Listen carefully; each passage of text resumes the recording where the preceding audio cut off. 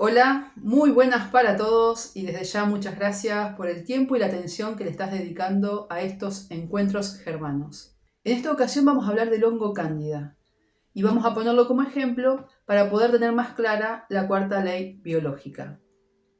Si investigamos un poco, la medicina oficial nos cuenta que el hongo cándida lo tenemos incorporado en nuestro organismo y que en cierta cantidad es un microorganismo inofensivo, pero que de pronto ese microorganismo aumenta su población y se vuelve patógeno. Esta superpoblación de este hongo cándida genera determinados síntomas como prurito, picazón, inflamación, enrojecimiento. Y obviamente uno va al médico, le diagnostican que tiene el hongo cándida o candidiasis, que se lo suele llamar, y le aplican un tratamiento que pueden ser óvulos o medicamentos para poder bajar la población de este hongo. Porque lo que se ve desde la medicina oficial, que la superpoblación de este hongo es la que produce el síntoma, entonces si bajamos la población de este hongo, vamos a reducir los síntomas.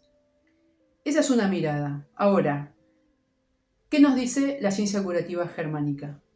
Obviamente, el hongo cándida es un hongo que convive con nosotros, es un hongo que está en nuestro organismo, pero que se va a manifestar en la fase reparativa de un conflicto biológico, pero no de cualquier conflicto biológico. Justamente se va a manifestar en aquellos órganos que se desarrollan a partir de la capa embrionaria endodérmica. Aquí podemos encontrar estructuras, órganos o tejidos que van desde la boca hasta el ano. Pero también vamos a encontrar al hongo cándida en tejidos que forman parte de nuestro sistema reproductivo. Por ejemplo, vamos a encontrarlo en la mujer, en las glándulas de Bartolino, en las trompas de Falopio y en el útero. Y en el hombre lo podemos encontrar en la próstata, ¿sí? Y tanto en el hombre como en la mujer, en las glándulas que segregan esmegma. Y en el caso del sistema digestivo, que lo tenemos desde la boca hasta el ano, vamos a tener la boca, la lengua, las glándulas salivales, por ejemplo, el esófago, la faringe, el estómago y todo lo que es el tracto digestivo.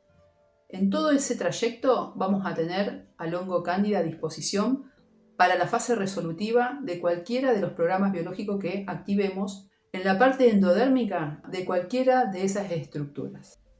Entonces, cuando una persona conflictúa, tiene un conflicto biológico que afecta a la parte endodérmica de cualquiera de estos órganos o parte de órganos que le he nombrado, va a empezar una fase activa con la formación de un tumor. Va a haber una proliferación celular. A la vez, en el momento que la persona vive el conflicto biológico, tiene que estar presente el hongo. ¿Por qué? Porque a la vez que empieza a proliferar el tejido, a formarse esa tumoración, también empieza a proliferar el microorganismo. Pero en este caso, que estamos en la fase activa, que estamos en pleno conflicto biológico, ese microorganismo va a proliferar, pero no va a actuar, ¿sí? Lo único que va a hacer es aumentar su población. ¿Y cuánto va a aumentar esta población? Bueno, esto va a estar en relación a el tiempo y a la intensidad con la que yo viva el conflicto. Mientras más tumoración se genere, más microorganismos necesita el cuerpo generar. ¿Y esto debido a qué? A que cuando se llega a la conflictólisis, o sea, cuando se llega a la resolución del conflicto y se detiene la proliferación celular, va a pasar a una fase reparativa. Y esa adaptación biológica que se genera en fase activa para ayudarme a resolver el conflicto biológico, ya en fase de reparación no tiene sentido que permanezca, por lo tanto se tiene que descomponer. ¿Y quiénes son los que nos van a ayudar a descomponer ese exceso de células que se produjo en fase activa? Justamente van a ser estos microorganismos, en este caso el hongo cándida. Por eso comentaba de que a mayor proliferación celular, mayor cantidad de microorganismos, para justamente tener la cantidad de microorganismos que se necesitan en la fase de reparación para poder descomponer esa masa tumoral que se formó en fase activa. Y como ya se ha comentado, la fase de reparación viene acompañada de síntomas y muchos de estos síntomas son muy molestos. va a venir acompañado de prurito, de dolor, de inflamación, de enrojecimiento, hasta de fiebre. En este caso, la fiebre va a ser bastante leve, va a ser de unos 37,5 grados, ¿sí? Característica de esta capa endodérmica, pero que sin embargo todos estos síntomas son propios del proceso reparativo que están llevando a cabo estos microorganismos. Una vez que los microorganismos cumplen la función de degradación de la tumoración, justamente la función que cumple la temperatura es de mermar el trabajo de estos microorganismos. Estos microorganismos son ácido resistentes, o sea que tienen mucha resistencia a los ácidos, pero no son termorresistentes. Entonces, un aumento leve de la temperatura hace que estos microorganismos mermen su función e incluso los elimine.